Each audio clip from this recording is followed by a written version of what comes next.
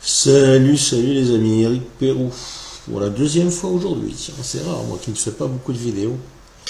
Donc nous sommes toujours le 29 août 2025 et là il est 21h56 à Mamar, chez vous en Bulgarie, où je réside encore.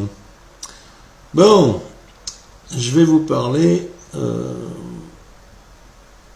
d'un grand problème, enfin ce que je vois moi être un grand problème en France, et contre lequel je me bats déjà depuis plusieurs années. Je crois que j'étais parmi les premiers d'ailleurs à essayer de faire prendre conscience qu'il y a des discours politiques de grande qualité, de très grande qualité, qui sont dangereux. Je vous explique. Depuis un certain nombre d'années, il y a une politique anti-musulman, poussé très très fort en France. Alors, moi je vais vous dire, le problème c'est que quand on prend pour exemple, allez, on va dire, peut-être 2 ou 3 000 racailles, si on prend un petit peu partout sur le territoire français, ou qui sont d'origine musulmane effectivement, qui sont des gamins entre 12 et même 25 ans, je pense, oui, on en a aussi, face aux quasiment 10 millions de musulmans qui sont aujourd'hui en France, et que finalement on explique aux Français que finalement l'islam est en train de gouverner la France. Là je m'insurge. Parce que ce n'est pas la vérité. Alors comme je l'ai souvent dit à des gens qui me disent oh, regarde, il y a l'ingérence des musulmans, des islamistes, ils mettent en danger la France, etc. Et donc je leur pose sérieusement la question en leur disant bon, ok. Alors qu'est-ce qui peut mettre en danger la France aujourd'hui ? A-t-on beaucoup de députés, de sénateurs, de ministres qui soient musulmans en France? Non. Donc, comment font les musulmans pour modifier notre système de vie, etc. Moi, ça me pose problème. Et on a un exemple extraordinaire parce qu'elle est hyper douée. Franchement, moi je vais vous dire, je dis les choses. Bon, je me cache de rien, je dis les choses. On a un Sarak Nafon.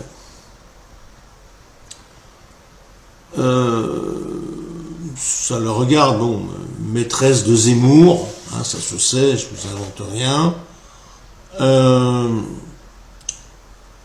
Je vais vous mettre un extrait. Il y en a tellement, que j'ai trouvé il y a quelques minutes, pour vous prouver qu'effectivement son discours est extraordinaire. Le discours est très très bon. On ne peut rien dire contre. Mais j'aimerais que je vous le mette tout de suite, et puis après on discute de ce qu'on vient d'entendre. Et puis je vous expliquerai peut-être 2-3 choses pour ceux qui n'ont peut-être pas de culture politique, ou qui n'ont pas justement ce côté tordu de certains politiques. Je vous mets ça tout de suite. À l'heure où on a, comme je vous l'ai dit, des millions de chaînes YouTube, on a Netflix, Canal, Dailymotion, des centaines de plateformes, est-ce qu'on trouve légitime que l'État, avec notre argent, aille payer le salaire des humoristes de France Inter, Madame Anne-Elisabeth Lemoine, Madame Élise Lucet, etc. Quand vous regardez autre chose, vous voyez que vous avez l'État qui manque de munitions.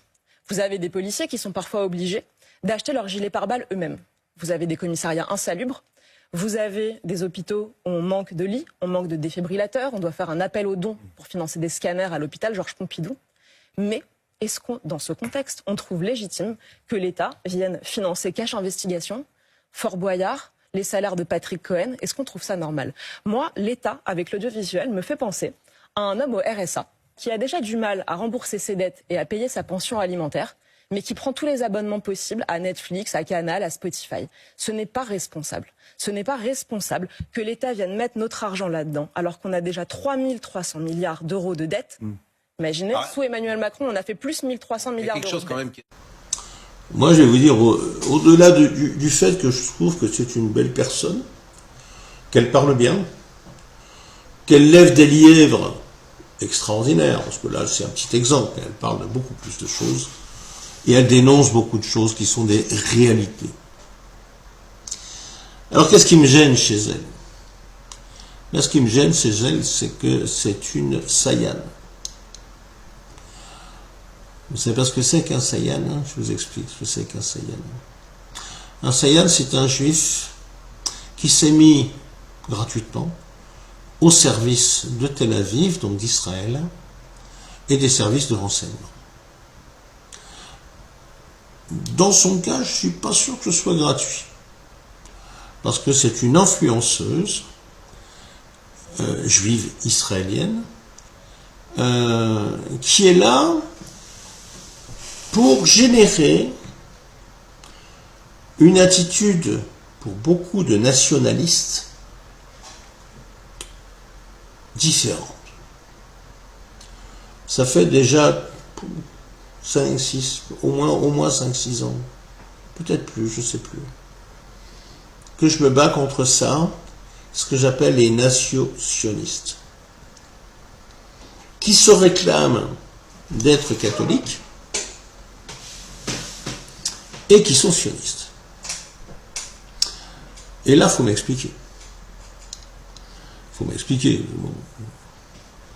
Moi, je veux bien, mais bon, les judéo-chrétiens, c'est quand même les juifs qui ont fait crucifier Jésus.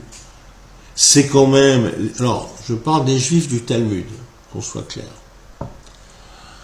Dont les sionistes, mais il n'y a pas que les sionistes.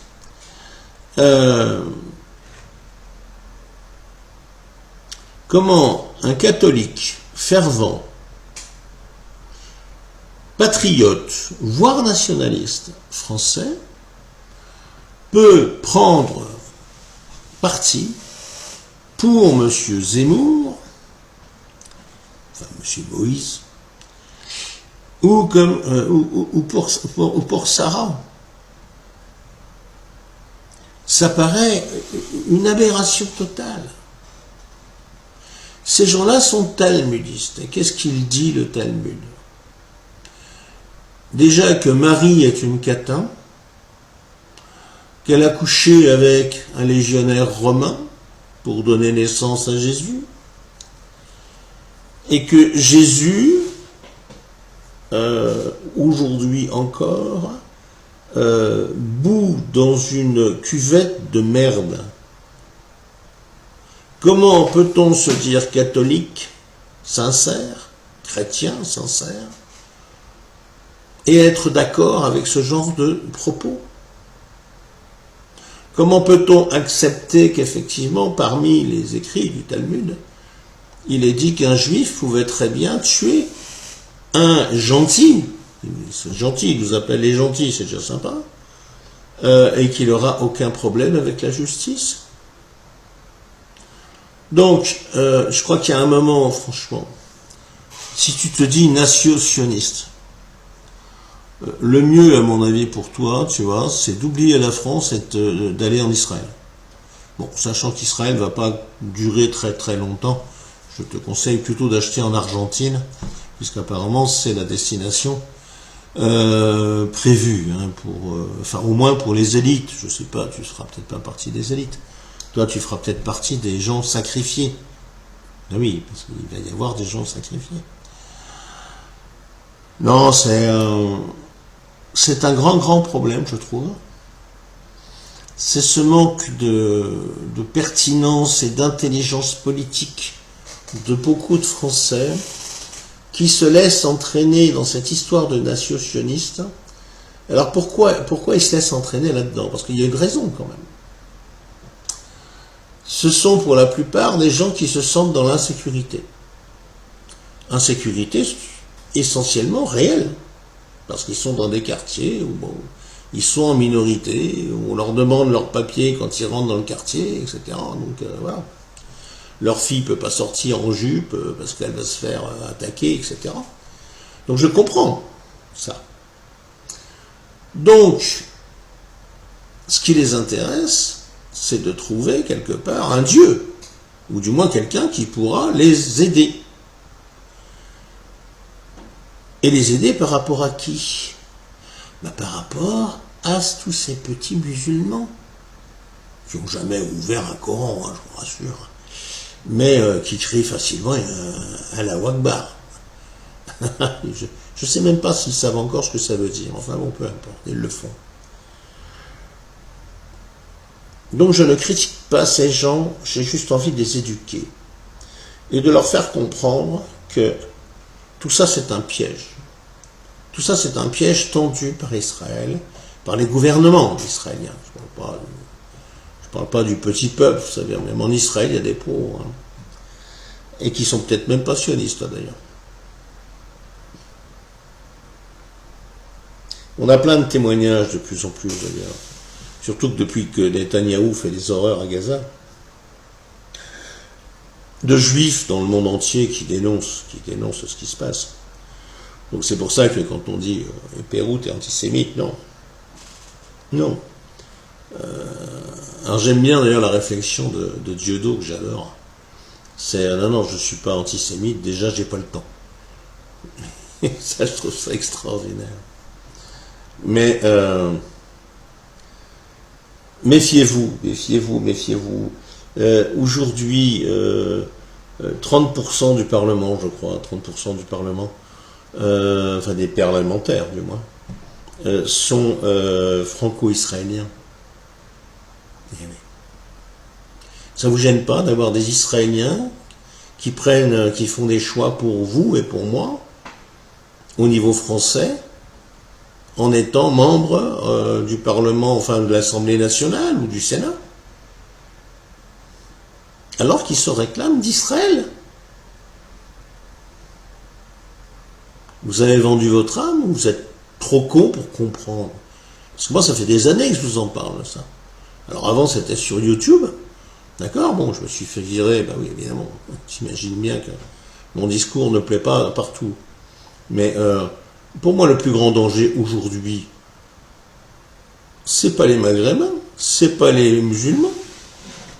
Le plus grand danger aujourd'hui, c'est l'ingérence sioniste israélienne dans la politique française. Mais je vous dirais qu'aujourd'hui, Donald Trump a la même problématique aux États-Unis, avec les PAC. Il ne peut pas faire tout ce qu'il veut. Eh oui, parce qu'il y a les néocons. Alors pourquoi tous ces protestants américains, pourquoi ils sont sionistes? C'est très simple. C'est qu'ils ont été éduqués dans leur religion avec une Bible, qui est une Bible qui a été créée, je crois, en 1880 ou quelque chose comme ça, qui n'a rien à voir avec la Bible originelle. Et cette Bible leur dit qu'il faut effectivement défendre Israël, le peuple d'Israël et le retour à Israël, etc.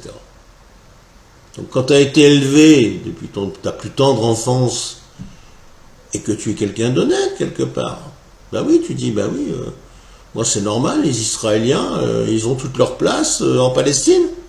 Non, ils n'ont pas leur place en Palestine, je suis désolé. Parce qu'en plus, la majorité d'entre eux, soit 98% quand même, sont ashkénazes.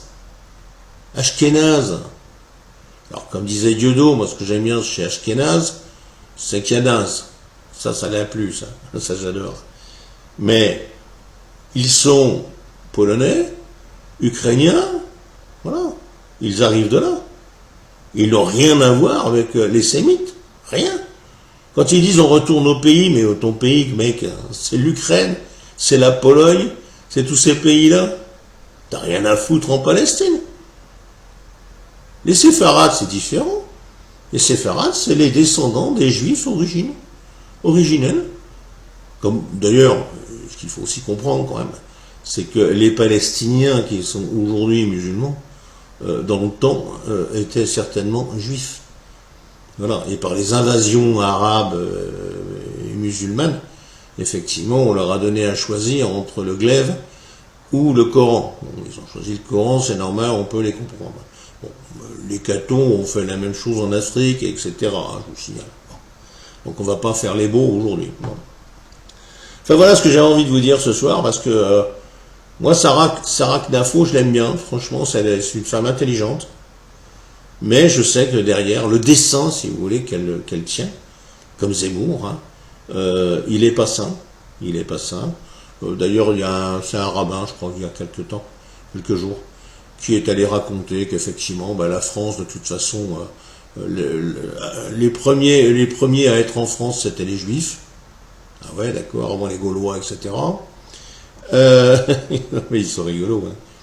Non, mais ils sont capables de te raconter. D'ailleurs, c'est pour ça qu'ils sont très très forts à Hollywood. Hein.